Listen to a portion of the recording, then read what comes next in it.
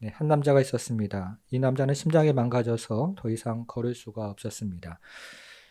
의사는 그 남자에게 심장을 이식하지 않으면 이제 더 이상 살 수 없다고 말을 했습니다. 얼마의 시간이 지나서 심장을 기증하는 사람이 나타났습니다. 그리고 심장 이식 수술이 성공적으로 이루어졌습니다. 며칠 후에 그는 병실에서 조용히 자기 손을 가슴에 얹었습니다. 심장이 콩닥콩닥 뛰고 있었습니다. 그 순간 그는 깨달았습니다. 자신이 누군가의 죽음 위에 살고 있음을 깨달은 것이죠. 그는 더 이상 예전처럼 살 수 없었습니다. 쉽게 화를 내고 자기 중심적으로 살아가던 인생이 이제 달라지기 시작했습니다. 지금부터는 덤으로 사는 인생이라고 생각했습니다. 여러분, 심장을 이식받은 사람이 예전처럼 살 수 없듯이 십자가의 심장을 받은 사람도 예전처럼 살 수가 없습니다. 여러분, 그러면 우리는 어떻게 살아야 할까요? 이 질문을 생각해 보면서 오늘 본문을 함께 한 구절 한 구절 생각해 보기를 원합니다. 우리가 살펴보는 오늘 본문은 예수님의 십자가 죽음의 마지막 장면을 우리에게 알려주고 있습니다. 요한은 예수님의 십자가 죽음의 마지막 장면을 기록하면서 가장 먼저 십자가에서 예수님이 죽으신 그 시점을 주목하고 있습니다. 오늘 본문을 시작하는 31절을 보겠습니다. 그 시작을 한번 보면요. 이 날은 뭐라고 되어 있죠? 준비일이라. 유대인들은 그 안식일을 뭐라고 했습니까? 큰 날이므로 그 안식일의 시체들을 십자가에 두지 아니하려 하여 빌라도에게 그들의 다리를 꺾어 시체를 치워달라 하니, 예수님이 십자가에 달린 날은 준비일이라고 했는데요. 이 준비일은 안식일의 준비일이었습니다. 그런데 유대인들은 이 안식일을 큰 날이라고 불렀는데, 유대인들이 이 안식일을 특별히 큰 날이라고 부른 이유는 이 안식일이 유대인들의 가장 큰 명절인 유월절과 겹치는 날이었기 때문에 그렇습니다. 그 해에는 유대인들의 가장 거룩한 날인 안식일과 그리고 유대인들의 가장 거룩한 절기인 유월절이 같은 날이었습니다. 바로 이 큰 날의 준비일에 예수님께서 십자가에 달려 죽으셨던 것입니다. 여러분, 그러면 사도 요한은 왜 십자가에 달려 죽은 예수님이 그 죽으신 시점을 주목하고 있을까요? 예수님 당시에 여러분 아시는 것처럼 유대 땅에 사는 유대인들, 그리고 디아스포라로 살았던 유대인들이 이 유월절 절기를 지키기 위해서 예루살렘으로 모여들었습니다. 유대의 역사가였던 요세푸스의 기록에 의하면 당시에 국내외 국외에 흩어져 살았던 유대인들이 이 유월절을 지키기 위해서 270여만 명 정도가 예루살렘에 모여들었다고 합니다. 굉장히 어마어마한 숫자죠. 이렇게 유월절을 지키기 위해서 예루살렘에 도착한 유대인들은 유월절의 준비일이 되면 예루살렘 성에서 희생양을 잡기를 시작했는데, 바로 그 시간이 예수님께서 십자가에 달려 돌아가셨던 바로 그 시간이었던 것입니다. 유대인들이 예루살렘 성전에서 어린 양을 도살했던 바로 그 시간에 예수님께서 십자가에 돌아가셨던 바로 그 시간과 동일한 시간, 겹치는 시간이었습니다. 여러분, 이것이 무엇을 우리에게 이야기해 줍니까? 이것은 지금 십자가에 달린 예수님이 누구신지를 우리에게 알려주고 있는 것인데요. 지금 십자가에 달린 예수님이 어린 양으로 십자가에 달려 계신 사실을 우리에게 알려주고 있는 것이죠. 출애굽할 때 어린 양의 죽음으로 이스라엘 백성들이 구원을 받은 것처럼 지금 십자가에 달리신 예수님의 죽음으로 이제 그를 믿는 자들이 구원을 받는다는 뜻입니다. 그래서 요한은 지금 주님께서 십자가에 달린 시점을 가장 먼저 기록하고 거기에 주목을 하고 있습니다. 이처럼 주님께서 6월절에 준비일에 십자가에 달리셨을 때 유대인들이 찾아왔죠. 빌라도를 찾아옵니다. 그러면서 빌라도에게 십자가에 달린 제수들의 다리를 꺾어 치워달라고 요청을 하고 있습니다. 일반적으로 로마 사람들은 십자가에 달린 죄수를 십자가 위에 그대로 달아두거나 독수리의 밥이 되게 하는 것이 그들의 관습이었습니다. 그러나 유대인들의 율법에 의하면 해가 지기 전에 그 시체를 땅에 매장하지 않으면 그 땅도 저주를 받게 되어 있습니다. 더군다나 그 다음 날이 그 안식일은 우리가 앞에서 살펴본 것처럼 유월절과 겹치는 큰 날이었기 때문에 그 큰 날이 시작되기 전에 시체들을 내려서 치워달라고 요청을 했던 것입니다. 그래서 유대인들이 빌라도에게 뭐라고 구체적으로 요청을 하냐면 십자가에 달린 죄수들이 빨리 죽도록 다리를 꺾어달라고 요청을 하고 있죠. 십자가에 달린 죄수의 다리를 쇠망치로 부수면 여러분 어떤 일이 일어날까요? 피가 더 많이 쏟아서 죽음을 재촉하고 거기에서 더불어서 이제 다리를 밀어 올려서 숨을 쉬던 죄수들이 더 이상 다리를 밀어 흉곽을 열어서 숨을 쉴 수 없기 때문에 빨리 죽게 되어 있습니다. 그래서 유대인들은 빌라도에게 큰 날이 되기 전에 십자가에 달린 죄수들의 다리를 꺾어달라고 요청을 했던 것이죠. 자, 그럼 이 같은 유대인들의 요구가 어떻게 되었을까요? 우리 32절, 33절, 그 다음 두 절을 또 같이 한번 읽어보겠습니다. 시작. 유대인들이 가서 예수와 함께 못 박힌 첫째 사람과 또 그 다른 사람의 다리를 꺾고 예수께 이르러서는 이미 죽으신 것을 보고 다리를 꺾지 아니하고. 자, 이제 빌라도는 유대인들의 요구를 수용했죠. 그래서 로마 군인들은 먼저 예수님의 좌편과 우편에 있는 죄수들의 다리를 망치로 부수었습니다. 그런 다음에 가운데 달려 계신 예수님께로 갔는데 예수님은 이미 죽어 계셨습니다. 그래서 로마 군인들은 예수님의 다리를 부러뜨리지 않았습니다. 그런데 요한의 기록을 우리가 조금 더 읽어보면 요한은 예수님의 다리를 꺾지 않은 더 중요한 이유가 있다고 기록을 하고 있는데요. 그것은 성경을 응하게 하려는 것이었습니다. 여러분 36절로 한번 내려가 보겠습니다. 36절에 보니까요. 일이 일어난 것은 그 뼈가 하나도 꺾이지 아니하리라 한 뭐라고 되어 있죠? 성경을 응하게 하려 함이라. 여러분 그러면 이 성경은 어떤 본문을 응하게 하는 것입니까? 화면을 가지고 한번 확인해 보겠습니다. 먼저 출애굽기 12장 46절에 유월절 양에 대한 규정이 나오죠. 한 집에서 먹되 그 고기를 조금도 집 밖으로 내지 말고 뭐라고 되어 있죠? 그 다음에요. 뼈도 꺾지 말지며. 그리고 민수기 9장 12절에서도 이 규례를 반복합니다. 아침까지 그것을 조금도 남겨두지 말고 그 뼈를 하나도 꺾지 말아서 유월절 모든 율례대로 지킬 것이니라.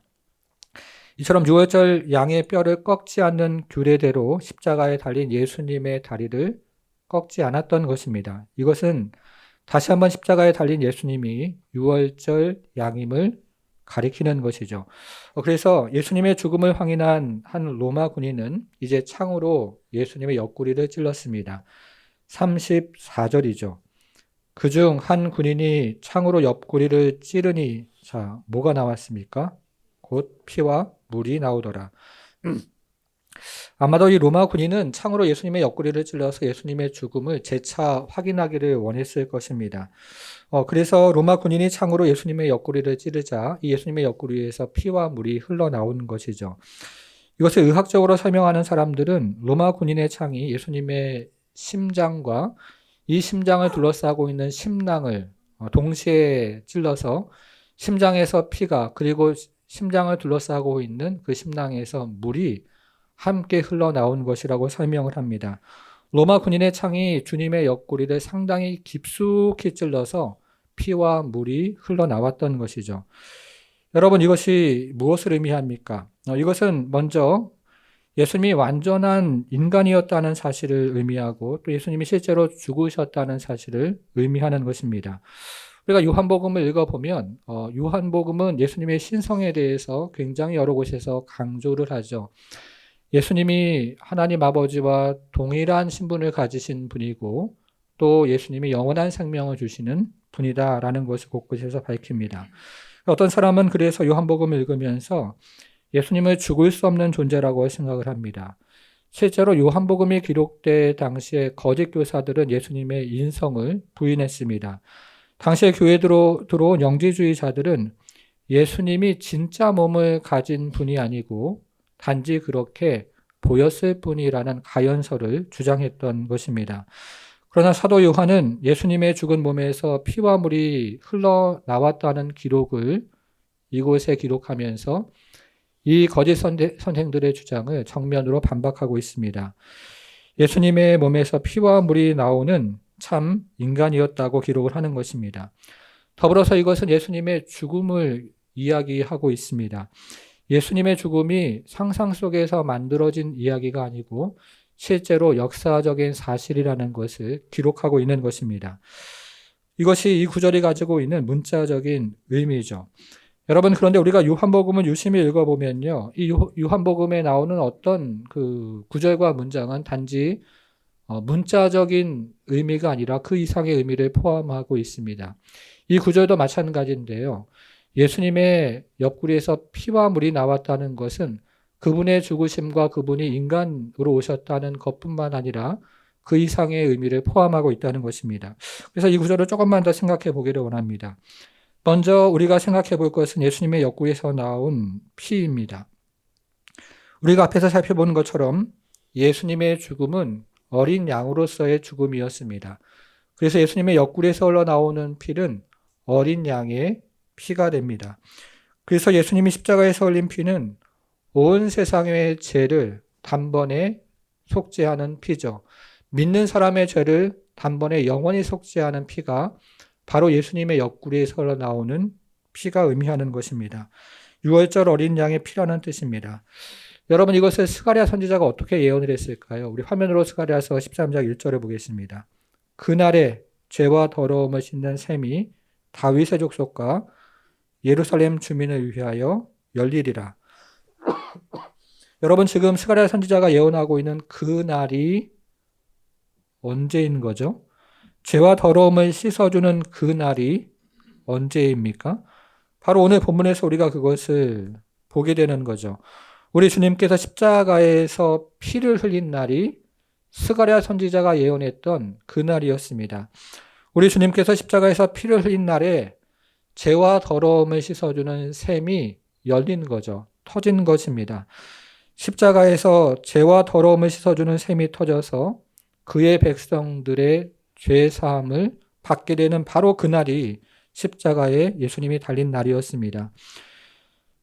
그래서 우리는 그의 피로 죄 씻음을 받은 것입니다. 여러분 믿으십니까? 여러분, 그러면 주님의 옆구리에서 흘러나온 물은 무엇을 의미할까요? 주님의 옆구리에서 흘러나오는 물은 이스라엘 백성들이 메마른 광야를 걸어갈 때 모세가 지팡이로 쳤던 그 반석에서 솟아났던 그 샘물을 의미하죠. 그리고 예수님이 사마리아 여인과 대화를 할 때 이 여인에게 이 물을 마시는 자마다 영원히 목마르지 아니할 것이라고 말씀하셨던 바로 그 물을 의미합니다. 특별히 우리 주님께서 요한복음 7장에 초막절에서 하셨던 말씀이 있는데요. 이 초막절에 우리 주님께서 예루살렘에 서서 그 광장에서 나의 배에서 생수가 흘러나올 것이라고 말씀하셨는데 바로 그 물을 의미하는 것입니다. 여러분, 그러면 초막절에 우리 주님의 배에서 우리 주님께서 말씀하셨던 주님의 배에서 흘러나오는 그 물은 무엇을 상징하는 것이죠? 그것은 무엇입니까? 그것은 무엇이죠? 네, 제가 그래서 같은 부분을 계속 설교를 해도 이제 괜찮을 것 같아요. 우리 화면을 가지고 요한복음 7장을 한번 보겠습니다. 37절이죠. 요한복음 7장 37절부터 같이 읽어볼게요. 시작. 명절 끝날 곧 그 큰 날에 예수께서 서서 외쳐 이르시되 누구든지 목마르거든 내게로 와서 마시라.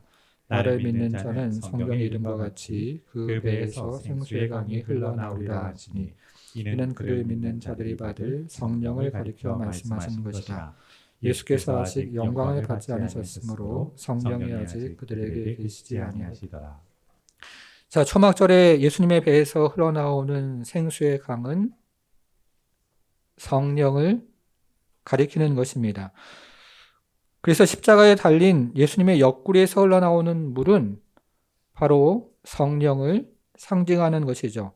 초막절에 우리 주님께서 내 배에서 생수의 강이 흘러나올 것이다, 이렇게 예고하셨는데 이제 십자가에 달린 주님의 배 옆구리에서 이 생수의 강, 물이 흘러나오는데 그것은 성령을 가리키는 것입니다. 여러분, 이것을 에스겔 선지자가 어떻게 예언을 했습니까? 에스겔 선지자가 바벨론 포로로 끌려가서 성전 문지방에서 흘러나오는 물에 대한 환상을 보았습니다. 성전 문지방에서 물이 흘러나오는데 그것이 점점 많아지더니 죽은 사해 바다를 흘러가서 그 바다를 살려냈죠.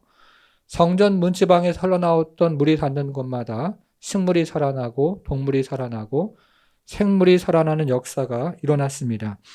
이것은 하나님으로부터 흘러나온 성령의 역사가 죄로 죽었던 영혼을 살리고 그리고 포로된 그 백성들처럼 포로된 심령마다 소생케 된다는 그런 의미였습니다.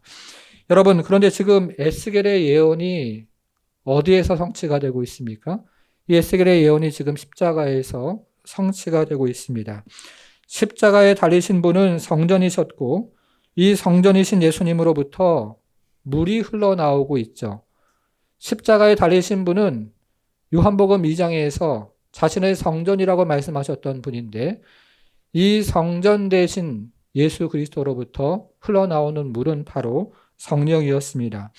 그래서 이 성령을 경험하는 자마다 죄로 죽었던 영혼이 살아나죠. 이 성령을 경험하는 자마다 포로된 심정에서 노임을 받습니다. 이 성령을 경험하는 자마다 하나님의 은혜를 새롭게 체험해서 거듭나는 인생을 살아가게 됩니다. 여러분 믿으십니까? 여러분 요한복음을 시작할 때요. 세례 요한이 했던 말을 기억하십니까? 요한복음을 시작할 때 세례 요한이 예수님의 사역에 대해서 두 가지를 예고했죠. 첫 번째는 가져가는 사역이라고 했습니다. 요한복음 1장 29절에 보면 보라 세상죄를 지고 가져가는 하나님의 어린 양이로다 라고 외쳤던 것이죠. 두 번째 사역은 주시는 사역인데요. 1장 33절에 보면 성령으로 세례를 베풀어 주시는 이라고 예고를 했습니다. 이 두 구절을 함께 생각해 보면 예수님의 사역은 이중적인데 하나는 가져가는 사역이고 하나는 주시는 사역이죠. 우리의 죄를 가져가는 사역이고 그리고 우리에게 성령을 주시는 사역이 예수님의 사역이 될 것이라고 세례 요한이 예고를 했던 것입니다. 그러면 이 세례 요한의 예고가 어디에서 성취가 될까요? 세례 요한의 예고가 십자가에서 지금 성취가 되고 있는 것이죠. 예수님은 십자가에서 다 이루었다 선언하심으로 그의 백성들을 향한 사죄의 은총을 베풀어 주십니다. 그리고 예수님은 이어서 자신의 머리를 숙여 자신의 영을 넘겨주심으로 신자들에게 성령을 주십니다. 이것을 그림처럼 보여주는 것이 우리가 지금 살펴보고 있는 34절인데요. 십자가에 달린 예수님의 옆구리에서 물과 피가 함께 쏟아지면서 세례 요한이 했던 그 두 가지 사역이 여기서 완전히 성취가 되고 있는 것이죠. 십자가에 달린 예수님의 옆구리에서 피와 물이 흘러나옴으로써 죄사함의 은총과 성령을 선물로 주시는 그 사역이 완성이 되고 있는 것입니다. 십자가에 달린 예수님의 옆구리에서 흘러나오는 피는 우리의 죄를 씻어 주시는 그 보혈이 되는 것이고 그리고 십자가에 달린 예수님의 옆구리에서 나오는 물은 우리에게 부어지는 성령의 선물을 의미하는 것입니다. 여러분 그래서 초대교회 교부들은 이런 말을 했는데요. 교회는 그리스도의 옆구리에서 나왔다. 이런 말을 했습니다. 아담의 옆구리에서 하와가 나온 것처럼 둘째 아담인 그리스도에게서 그 옆구리에서 교회가 나왔다고 이야기했던 것입니다. 여러분 지금도 마찬가지죠. 지금도 교회는 주님의 옆구리에서 나옵니다. 십자가에서 흘러나오는 피와 물로 정결케 되어지고 거듭나는 역사를 경험하는 것이 바로 교회 공동체가 된다는 것이죠. 여러분 그래서 우리가 이 땅을 살아가는 오늘날 회복해야 되는 것이 바로 이 십자가입니다. 사랑하는 여러분, 지난 한 주간을 살아오면서 무엇을 바라보며 사셨습니까? 여러분이 바라보았던 그것이 우리 인생 가운데 다시 한번 회복되어야 하는 바로 그것일 수도 있지만 그것보다 더 중요하게 회복해야 되는 것은 바로 이 십자가의 은총인 것입니다. 오늘 한국교회가 다시 한번 회복해야 되는 것은 그 크기와 숫자가 아니라 바로 주님의 십자가입니다. 오늘날 이 땅의 백성들이 다시 한번 회복해야 되는 것은 좀 더 잘 먹고 잘 사는 경제가 회복되는 건 너무나 중요하지만 그러나 그것보다 먼저 회복되어야 하는 것이 바로 십자가인 것이죠. 우리는 십자가를 회복해야 합니다. 사랑하는 여러분, 지난 한 주 동안 무엇을 바라보셨습니까? 우리는 이곳에 모여서 다시 십자가를 바라보아야 합니다. 우리는 십자가 앞에 다시 나아가야 하는 것이죠. 여러분, 우리가 구원을 받은 것은 어떤 종교를 믿어서 구원을 받은 것이 아닙니다. 교회를 다니기 때문에 구원을 받은 것도 아닙니다. 죄인이 구원받는 유일한 길은 주 예수 그리스도께서 십자가에서 흘린 피로 자신의 죄를 씻는 것입니다. 죄인이 구원을 받는 유일한 길은요, 그리스도께서 십자가에서 흘려주신 그 물에 적셔져서 다시 인생이 거듭나는 것입니다. 여러분, 찬송가 494장 만세반석 열리니, 이 찬송 잘 아시죠? 이 찬송의 가사가 어떻게 시작하는지 기억하십니까? 제가 노래를 잘 부르면 노래로 다 이렇게 들려드리고 싶은데 가사를 제가 읽어보겠습니다. 만세반석 열리니 내가 들어갑니다. 창에 허리 상하여 물과 피를 흘린 것 내게 효험되어서 정결하게 하소서. 18세기 영국의 한 젊은 목회자였던 토플레이가 험한 산길을 걷고 있었습니다. 그런데 갑자기 먹구름이 막 몰려오더니 천둥 번개가 치고 세찬 비바람이 몰아치기를 시작했습니다. 바람이 어찌나 센지 옷을 찢어지게 할 것만 같았고, 그리고 그 비바람이, 그리고 그 물줄기가 얼굴을 때리기를 시작했습니다. 그 순간 저 멀리 있는 한 바위 절벽을 발견했습니다. 그 바위 절벽 사이에 사람 하나 들어갈 만한 갈라진 틈이 보였습니다. 이 젊은 목사는 그 갈라진 틈 속으로 몸을 숨겼습니다. 폭풍이 여전히 거세게 몰아쳤지만 그 안에서 안전했고 또 평안했고 안식을 누렸습니다. 그때 문득 십자가가 떠올랐습니다. 나를 위해서 십자가에서 갈라지셨던 그 주님이 떠올랐던 거예요. 나를 위해서 십자가에서 몸이 찢어졌던 그 주님이 떠올랐던 것입니다. 그러면서 마음 심령 깊은 곳에서 이런 고백이 흘러나왔습니다. 만세반석 나를 위해 갈라졌으니 내가 그 안에 숨게 하소서. 이 고백이 훗날 우리가 부르는 만세반석 열리니 찬송이 되었습니다. 사랑하는 여러분, 그분은 나를 위해 십자가에서 문자 그대로 갈라지셨습니다. 그분은 나의 죄를 대신해서 십자가에서 문자 그대로 찢기셨습니다. 그리고 그분이 갈라진 몸에서 피가 흘러내렸습니다. 그분이 찢겨진 몸에서 물이 흘러내렸습니다. 이제 우리는 그분의 갈라진 몸에서 흘러내리는 피로 우리의 마음을 정결케 해야 되고, 그리고 그분의 몸에서 흘러내리는 물로 우리의 심령을 적셔야 합니다. 그의 피와 그분의 물로 우리는 우리 자신을 적셔야 하는 것입니다. 다른 것으로 적실 것이 아니고 그분의 피와 그분의 물로 우리는 우리 자신의 영혼을 적셔야 합니다. 그러면 눈물이 회복되죠. 그러면 기도가 회복이 됩니다. 여러분, 그러면 예배가 회복이 되죠. 그러면 내 심령이 새로워지죠. 그러면 내 가정이 회복이 됩니다. 그러면 교회가 회복이 되고, 그러면 이 땅이 회복되는 것을 믿는 것입니다. 여러분, 우리가 회복되어야 하는 것은 다른 것이 아니고 주님께서 우리를 위해 흘려주신 그 피와 물, 그 십자가를 회복하는 성도가 되기를 주님의 이름으로 축복합니다. 여러분, 예수님께서 우리를 위해 십자가에서 물과 피를 쏟으신 그 사실을 믿으십니까? 여러분, 그런데 우리가 이 구절을 꼼꼼히 따져보면 여기 한 가지 이상한 점이 있어요. 일반적으로 사람의 옆구리를 칼로 찌르면 뭐가 나오죠? 피가 나오죠. 피와 물이 함께 나오지 않습니다. 그래서 이것을 의학적으로 규명하는 사람들은 로마 군인의 창이 예수님의 심장과 그리고 그 심장을 둘러싸고 있는 심낭을 동시에 찔렀는데 심장의 피와 심낭에 고여있던 액체가 함께 흘러나온 것이라고 설명을 합니다.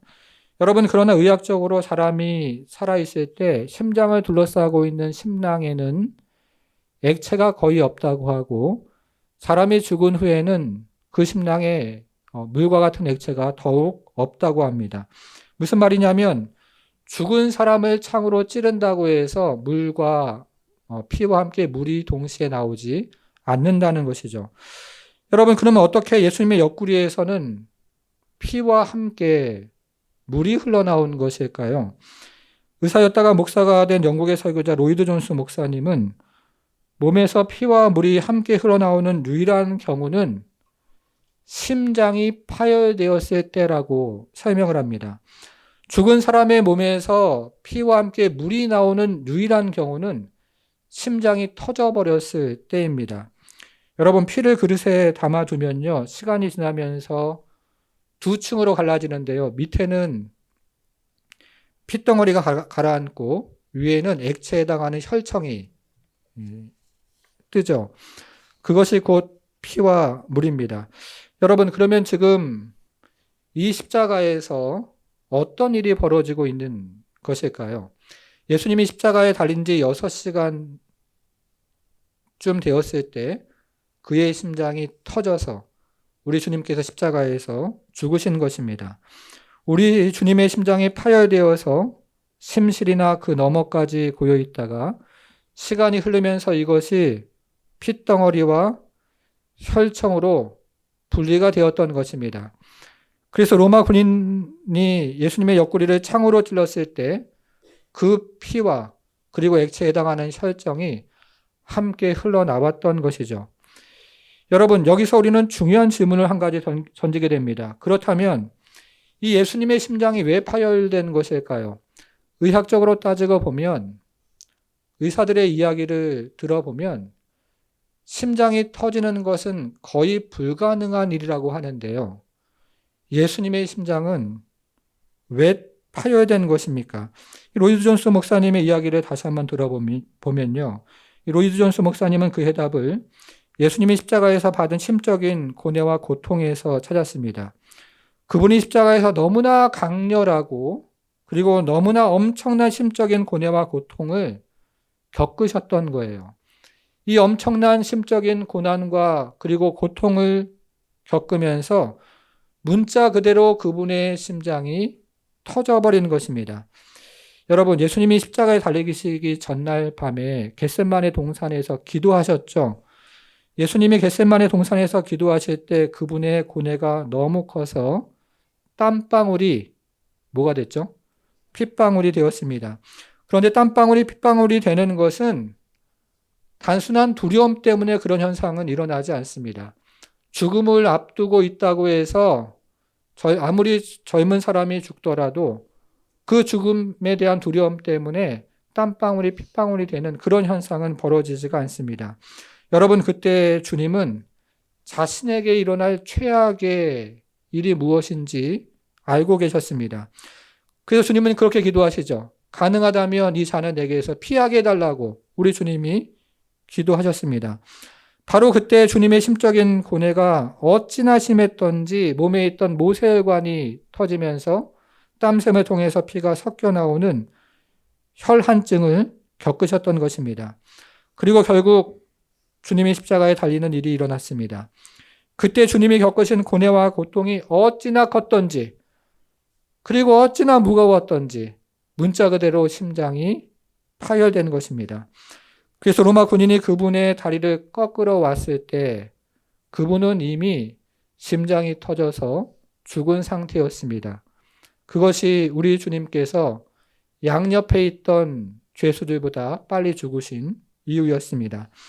여러분, 그러면 무엇 때문에 우리 주님은 그토록 커다란 심적인 고통과 고뇌를 받아서 십자가에서 심장이 터져 죽은 것일까요? 앞에서 말씀드린 것처럼 죽음에 대한 두려움 때문에 사람의 심장은 터지지가 않습니다. 교회 역사를 보면 수많은 순교자가 죽음을 앞두고 있는데 이들이 죽음에 대한 두려움 때문에 그들의 심장이 터졌다는 기록은 어느 역사에도 나오지 않습니다. 그리고 제자들과 가족들로부터 버림받은 상실감 때문에 사람의 심장은 터지지도 않습니다. 그렇다면 무엇 때문에 우리 주님의 심장이 터져버리는 것일까요? 유일한 답은 주님이 십자가에서 우리의 죄를 담당하심으로 하나님의 거룩한 진노가 그 위에 부어졌던 겁니다. 주님께서 우리의 죄를 십자가에 담당하심으로 지옥의 저주가 그 위에 쏟아졌던 것이죠. 주님께서 십자가에서 우리의 죄를 담당하심으로 우주적인 그 진노가 그분을 덮어버리는 것입니다. 여러분, 한 사람의 죄의 무게가 얼마나 클까요? 하루에도 사람은 수만 가지, 수천 가지, 수백 가지, 수십 가지 죄를 짓는데요.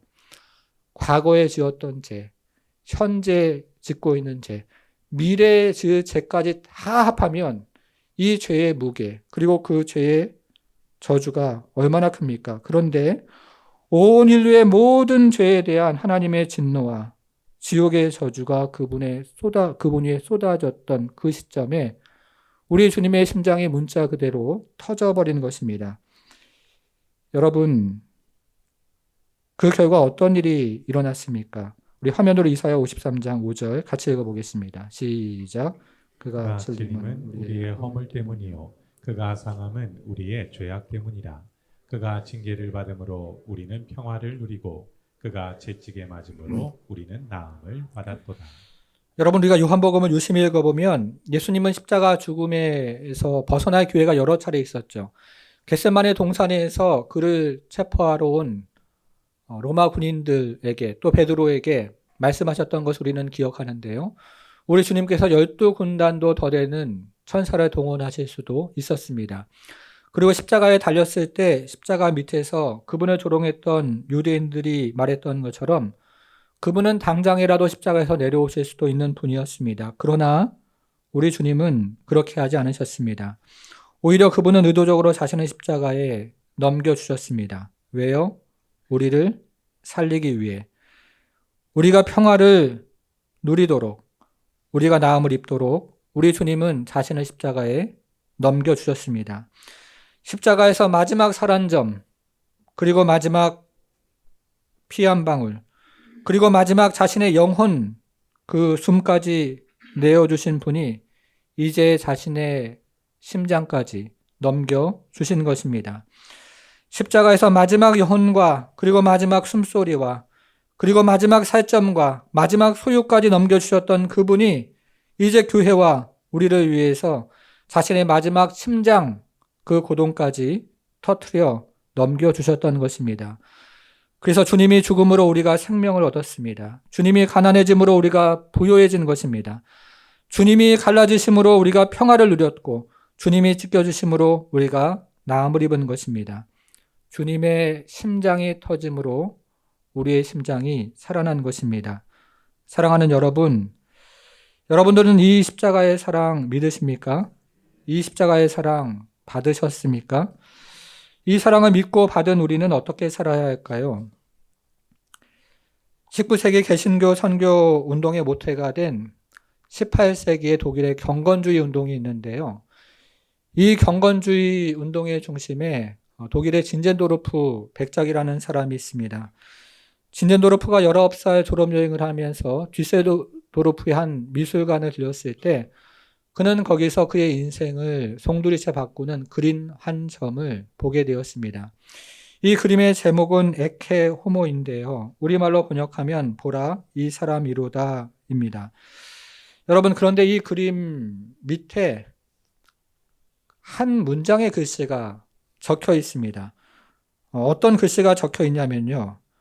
난 너를 위해 목숨을 버렸건만 넌 나를 위해 무엇을 주느냐 라는 하나의 문장이 그 그림 밑에 적혀 있습니다.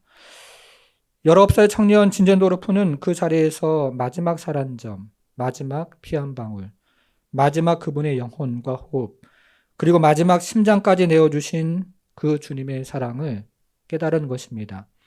그리고 그의 인생을 송두리째 주님께 돌려드렸는데 그것이 바로 현대 선교의 도화선이 되었습니다. 사랑하는 여러분, 여러분들도 주님의 이 사랑 믿으십니까? 여러분도 주님의 이 사랑 받으셨습니까? 그리고 이 사랑 만났습니까? 여러분, 그런데 우리는 언제까지 이렇게 주저앉아 있을까요? 언제까지 슬퍼할까요? 언제까지 자신을 위해서 인생을 살기만 하겠습니까? 언제까지 가족이 우상이 되어서 가족을 위해서 그렇게 살아가는 것을 나의 의로 여기며 사시겠습니까? 언제까지 그렇게 사실 건가요? 사랑하는 여러분, 주님은 지금도 십자가에서 피와 물을 쏟으십니다. 지금도 하늘 보좌 우편에서 죄악된 인생을 향해서 보혈로 우리의 죄를 씻어주시고, 지금도 그 하늘 보좌 우편에서 죄악된 인생에게 성령을 부어주십니다. 사랑하는 여러분, 주님께서 이렇게 지금도 주님이 부르셔서 데려가도 할 말 없는 이 인생들에게 지금도 그의 보혈과 성령을 우리에게 보내셔서 그렇게 우리로 하여금 오늘도 호흡하며 살아가고 또 한 생 남은 인생을 살아가게 하신 그 이유가 있지 않겠습니까? 남은 인생 주님을 위해서 살라고 주님의 보혈의 은혜와 성령의 충만함을 부어주시는 것 아니겠습니까? 남은 인생 주님의 나라와 의를 위해 살라고 오늘도 우리를 이곳에 모아주시고 예배드리게 하시고 그리고 우리에게 보혈의 은혜를 부어주시고 성령의 충만한 은혜를 부어주셔서 십자가에서 흘리신 그 주님의 피와 그리고 물이 헛되지 않도록 우리 주님께서 지금도 오늘 본문을 통해서 우리에게 말씀하고 있지는 않습니까? 사랑하는 여러분, 지금도 저는 믿습니다. 주님께서 우리를 위해서 성령을 부어주심을 믿습니다. 지금도 우리 주님께서 보혈로 우리를 정결케 해주심을 믿습니다.